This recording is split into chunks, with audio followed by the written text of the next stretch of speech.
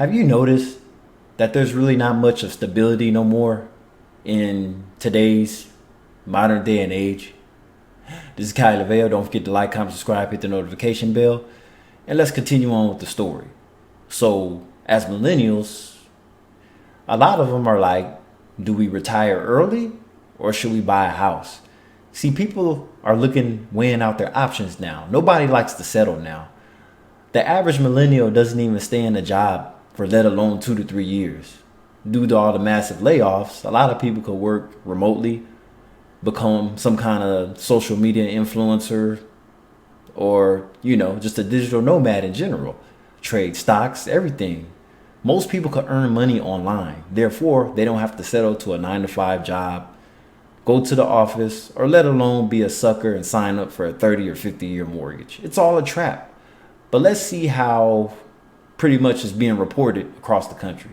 Let's go ahead. But the American dream is definitely getting a makeover. By the time many Gen Xers or, say, baby boomers were in their 30s or 40s, they had already bought a home and they were saving for retirement. But today's millennials are facing a very different reality. Yeah, us millennials. A new survey shows that nearly 60% say they feel forced to choose between buying a home or building a secure retirement. I don't think that's just how they feel. I think that's legitimate choice they have to make. Only so much money goes into the pot, so what do you do with it, right? Now so many young people are rethinking their priorities, choosing to rent and maybe use that money to invest toward an early retirement instead. ABC's Elizabeth Schulze has the story.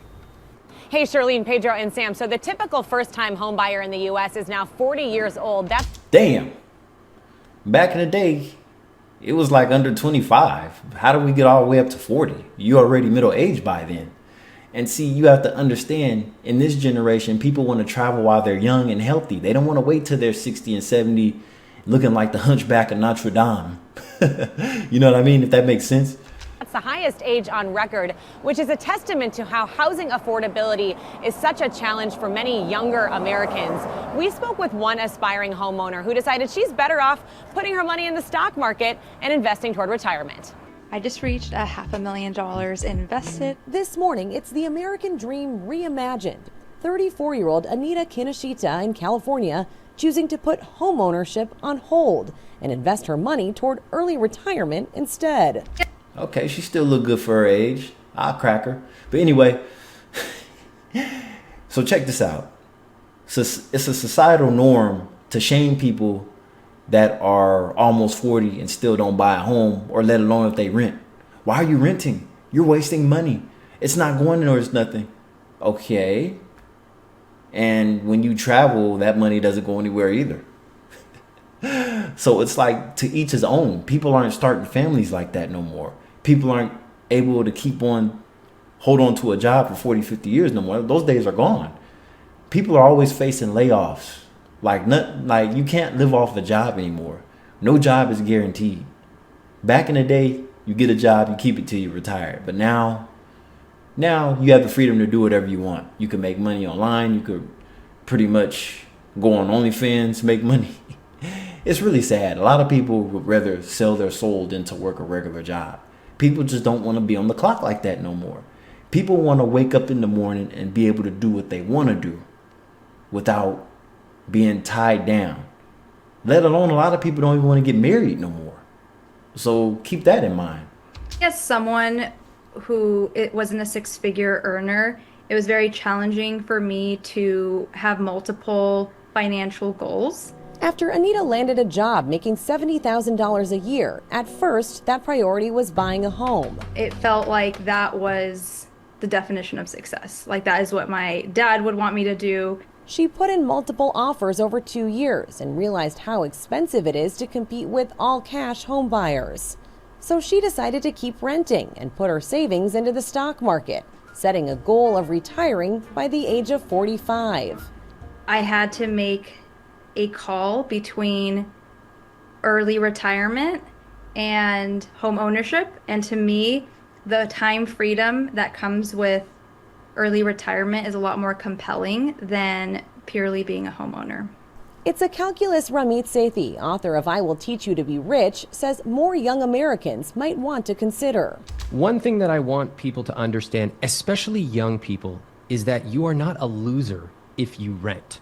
That is such a common belief in America that because we have not bought a house, we are somehow second-class citizens or losers. With home prices near records and interest rates still high, new data from real estate firm CBRE shows on average in the U.S., it's twice as expensive to buy a new home than it is to rent.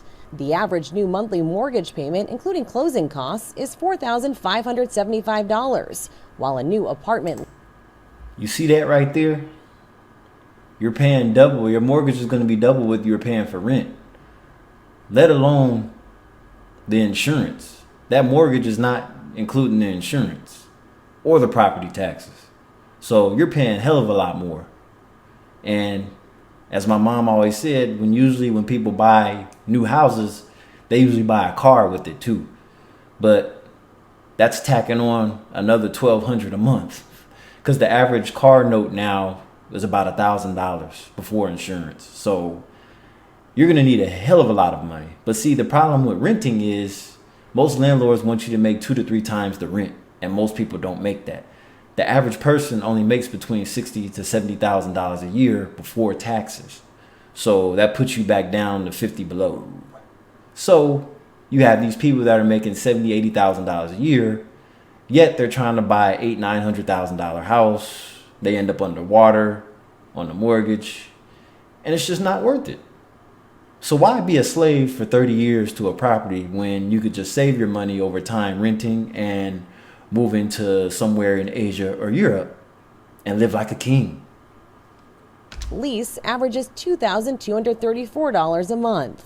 In some cases, it will be a better financial decision to rent and invest the difference. In other cases, it will be a better decision to buy. But you've got to carefully run those numbers. Well, another thing to consider is who's getting the house when you pass on.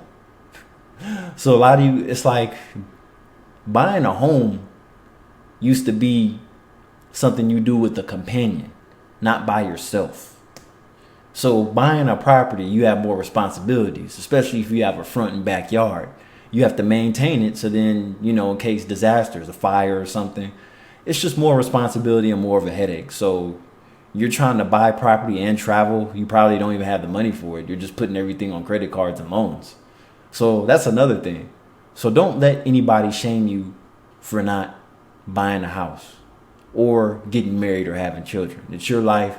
Live it to the fullest. Do what you want to do. Life is short. Life is sweet. And I'll catch you in the next video. Goodbye.